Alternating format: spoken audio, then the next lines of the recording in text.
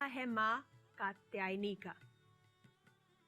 देखिए कैसे हमने पहले दिन से इस यात्रा को आरंभ किया है और ये यात्रा है अपने आप को जानने की, अपने आप से जुड़ने की। तो आज हम जानेंगे माँ कात्यायनी की क्या कहानी है और इस कहानी से हमें क्या सीख मिलती है और इस सीख को हम अपने जीवन में उतारेंगे। तो दोस्तों, जब सृष्टि पर तमस बढ़ने लगा, राक्षस जन और ज्यादा बढ़ने लगे और प्रकृति का संतुलन बिगड़ने लगा, तब सारे देवों ने माँ के पास गए, माँ का आवाहन किया कि माँ आप हमें इन राक्षसों से बचाइए। तब माँ ने बहुत सारे राक्षसों का वध किया, इस तमस गुण को खत्म करा। वो राक्षस बहुत सारे हैं। अगर मैं आपको बताना चाहूँ, पहला जो राक्षस जिसका माँ ने वध किया वो था शुंभ और निशुंभ।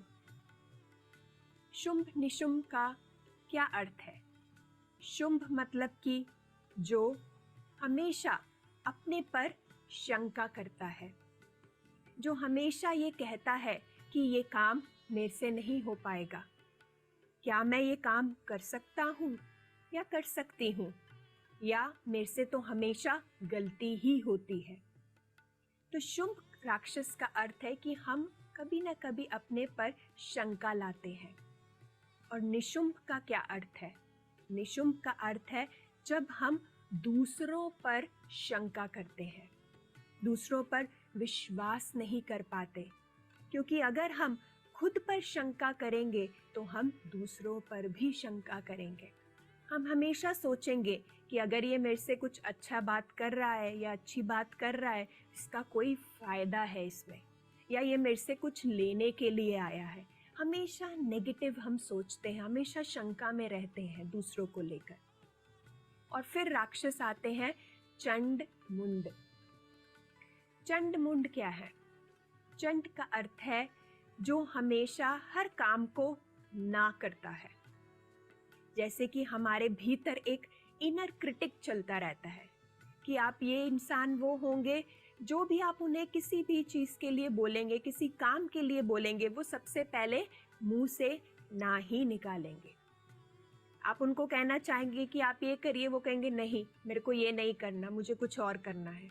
आप कहोगे आप मेरी मदद कर सकते हो, नहीं, मैं किसी की मदद नहीं कर सकता। तो क्या है, हमेशा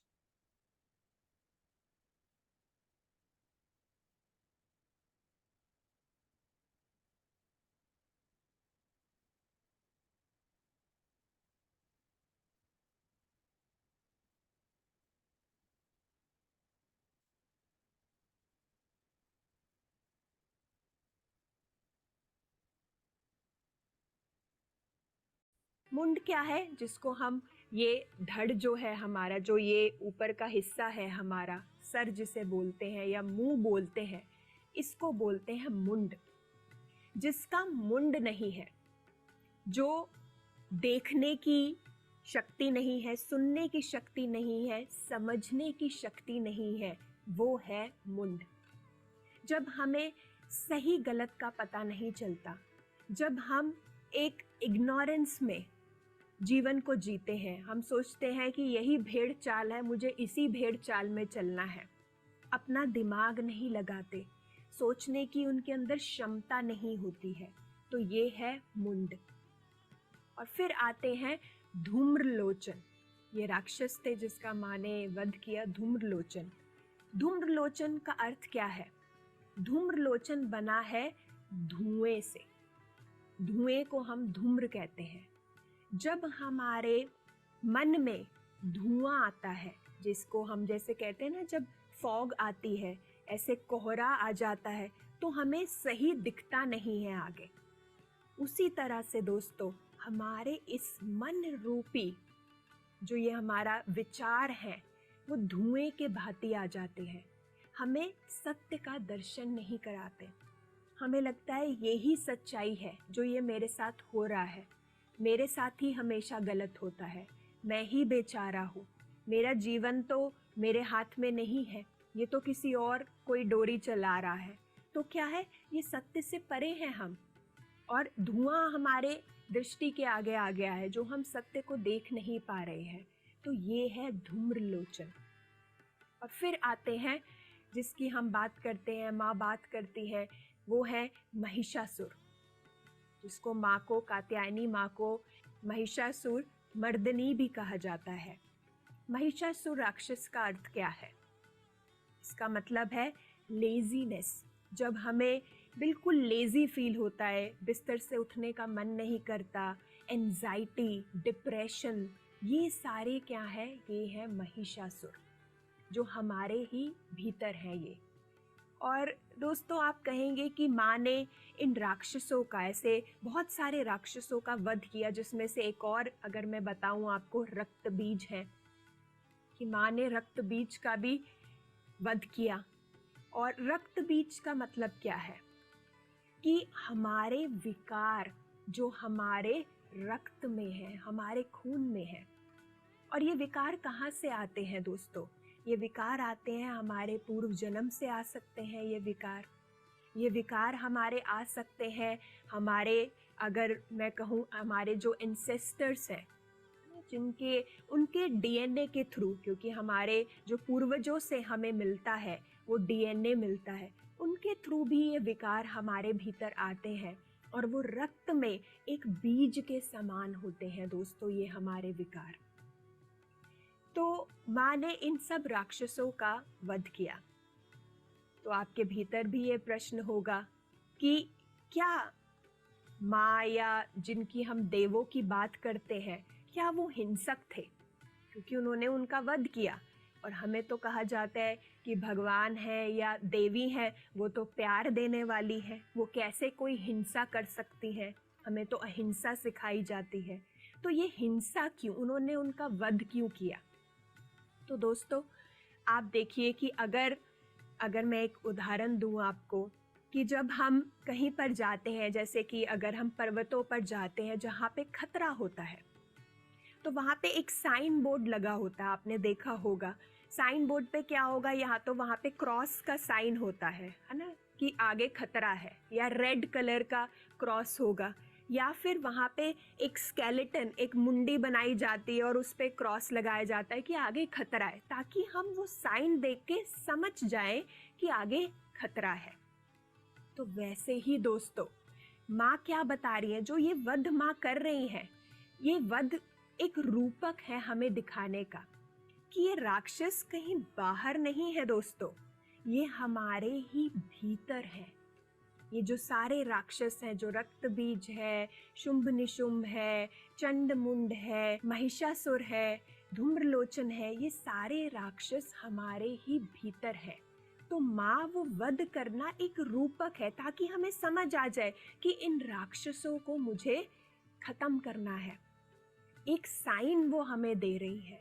तो यही हमें दोस्तों देखना है। और जैसे मैंने कहा, ये राक्षस कहीं बाहर नहीं है।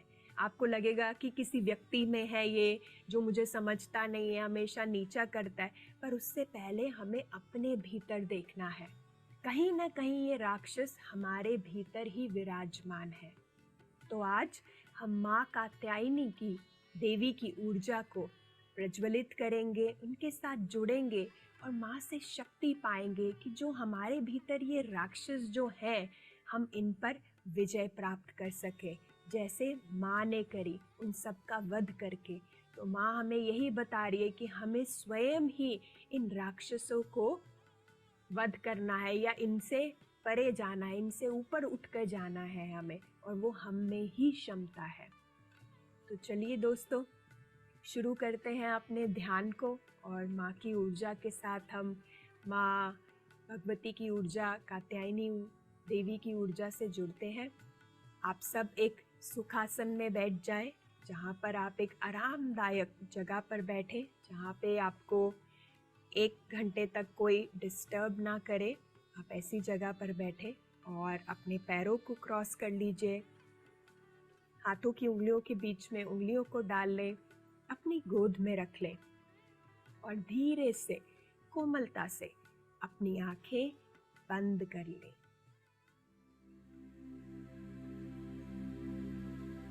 और इस समय 3 गहरी लंबी श्वासें लें। नाक के द्वारा लेते हुए एक क्षण मात्र उसे अपने भीतर रोकें और मुंह से उसे बाहर जाने दें।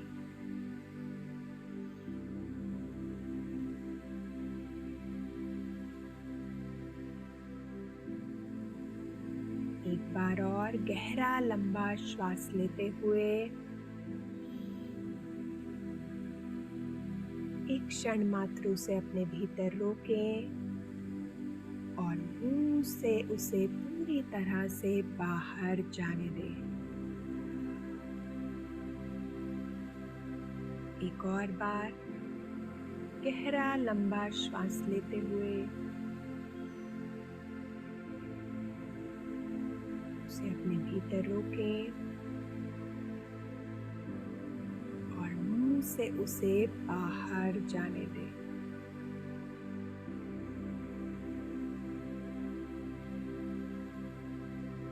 अब अपना ध्यान अपनी सरल कोमल श्वासों पर लगाएं।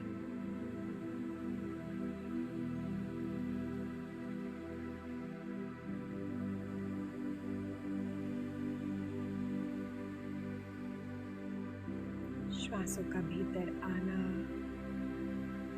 और श्वासों का बाहर जाना।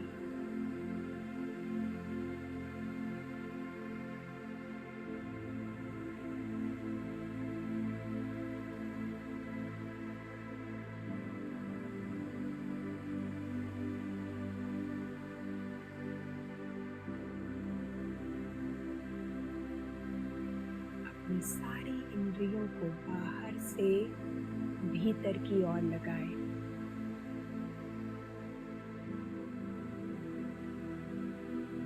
पूरी तरह से इस वर्तमान में आ जाएं।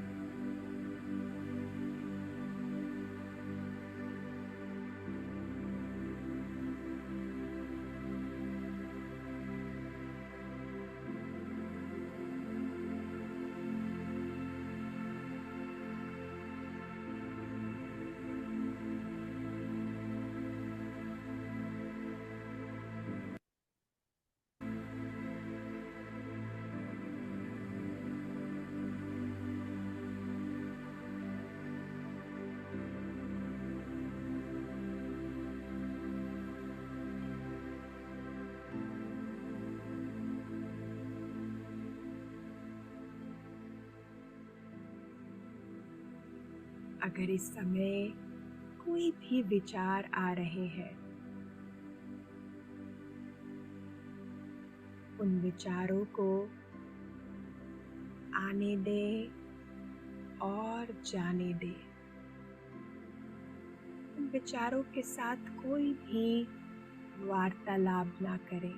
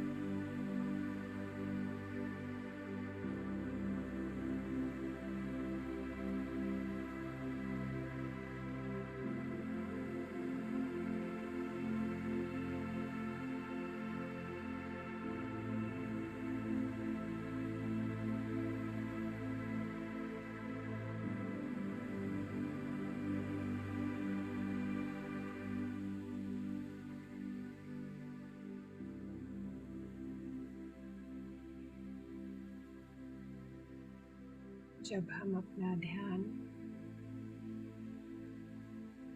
अपनी श्वासों पर लगाते हैं,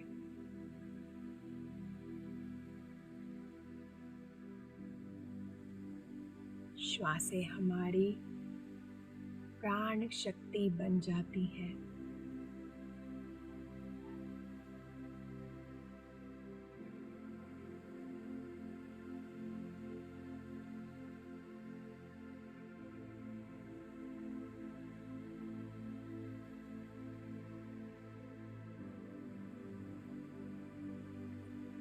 देखिए कि कैसे ये प्राण शक्ति आपके शरीर के हर एक अंग में, हर एक कण में बह रही है।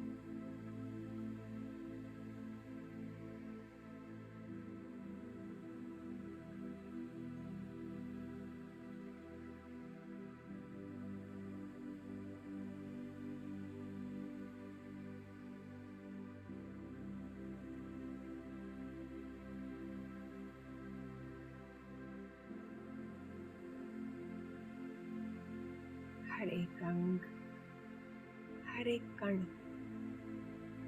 शांत होता जा रहा है, स्थिर होता जा रहा है।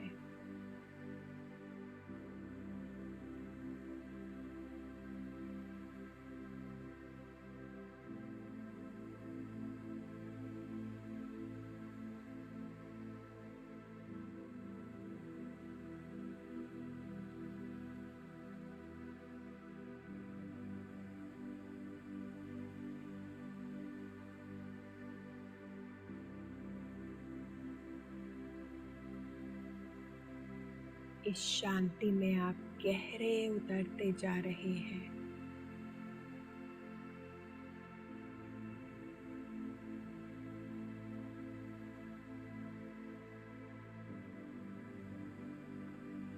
शांति में गहरे उतरते जा रहे हैं, पर आप मेरी आवाज के साथ बने हुए हैं।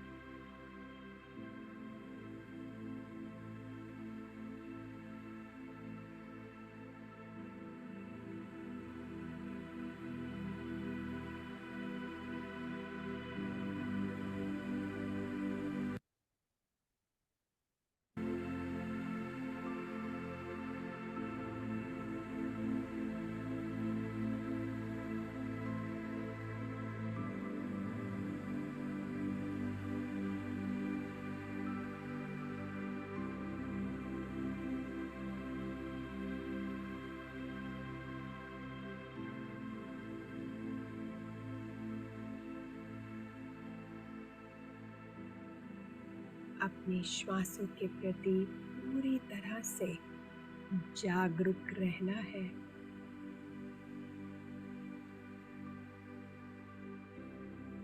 जागरूक रहने का अर्थ है जगा रहना।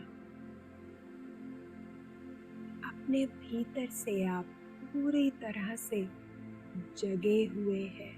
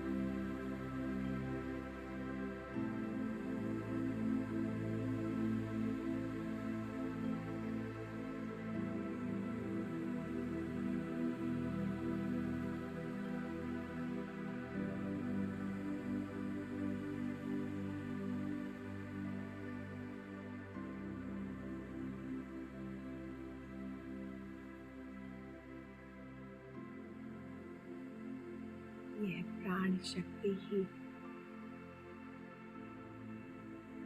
हमें सहायता करती है अपने सही स्वरूप से जुड़ने की।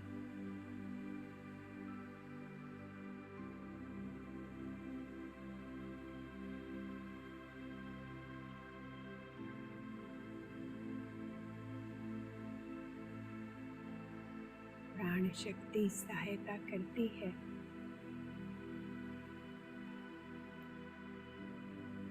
सत्य से जुड़ने की।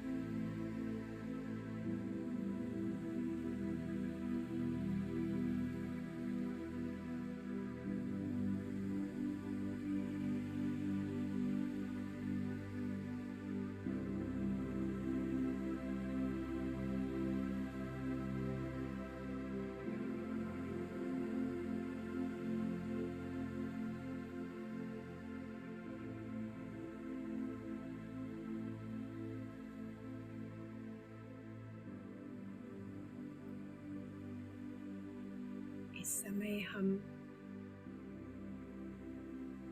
माँ कात्यायनी देवी की ऊर्जा को अपने भीतर प्रज्वलित करेंगे।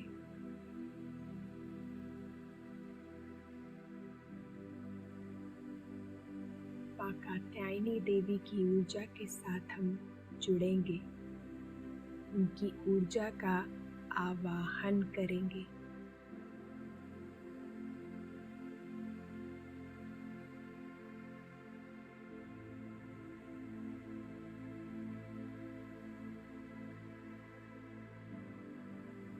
देखिए कि कैसे माँ हमें सहायता कर रही है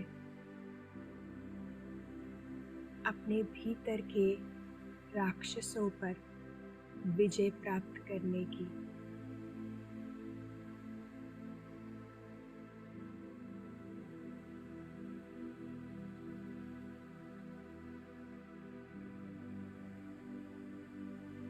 देखिए कि कौन से हैं राक्षस मेरे भीतर।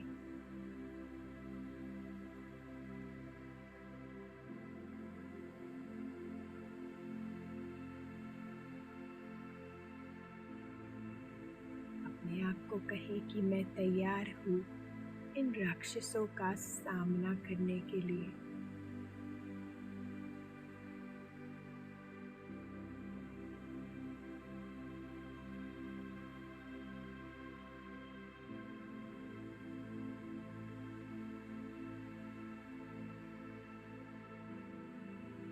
माँ सदैव आपके साथ है।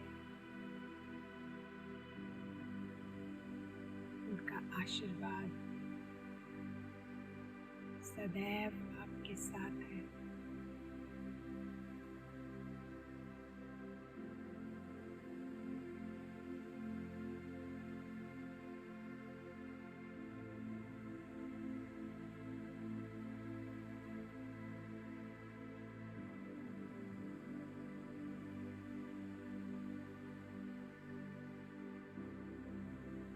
इस समय देखें कि कैसे आप अपने जीवन में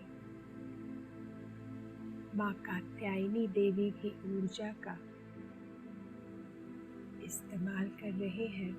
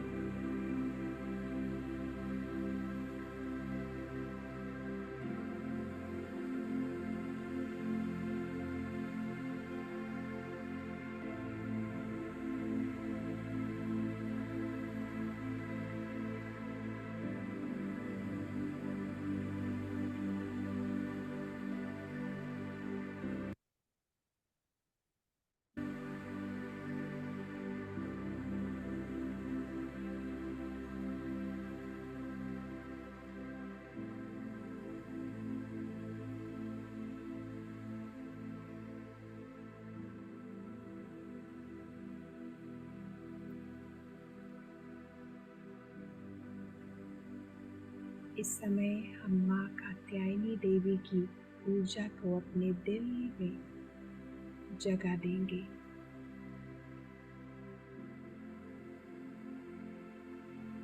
उन्हें धन्यवाद करेंगे, कृतज्ञता प्रदान करेंगे।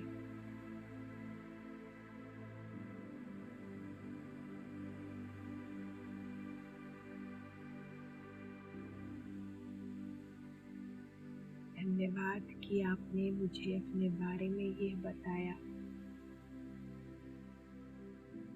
कि ये राक्षस मेरे ही भीतर है।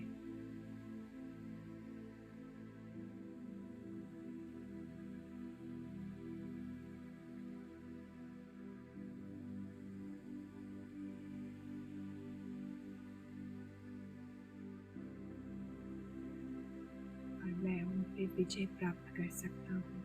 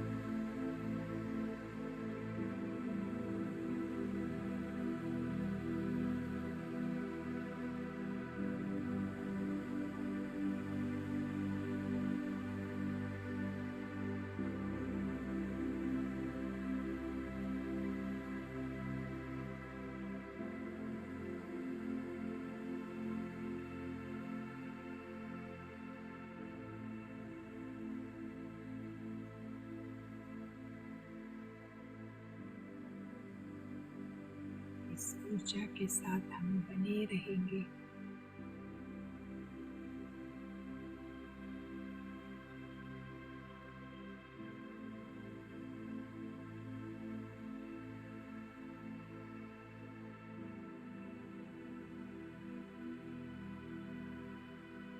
देखिए कि कैसे माँ आपकी शुद्धि कर रही है अपनी ऊर्जा से।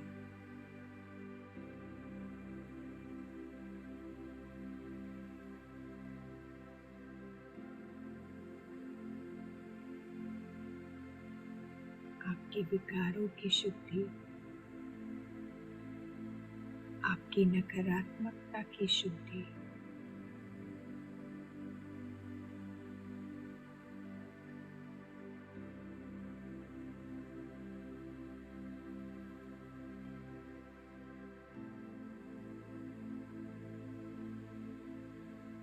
इस पूर्णता को अपने भीतर महसूस करें। मैं पूर्ण हूँ।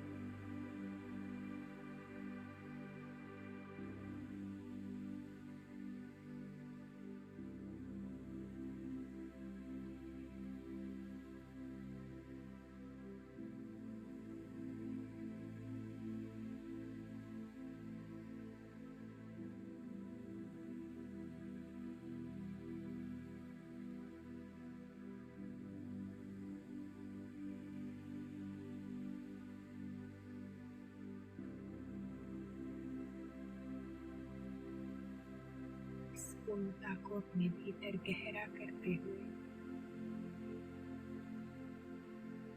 5, 4, 3, 2, 1 और शून्य।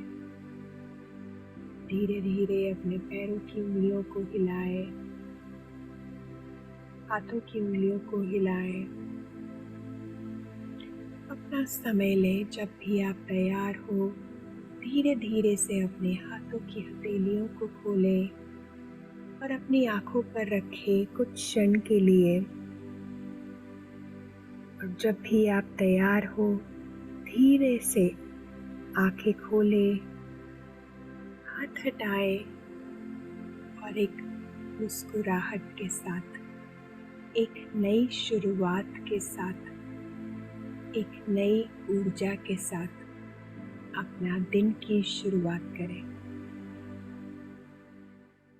तो दोस्तों, मैं आशा करती हूँ कि आप माँ की ऊर्जा के साथ जुड़े होंगे और आपको बहुत कुछ माँ ने आपके भीतर जो शुद्धि करी है उसको भी महसूस किया होगा। तो आज पूरा दिन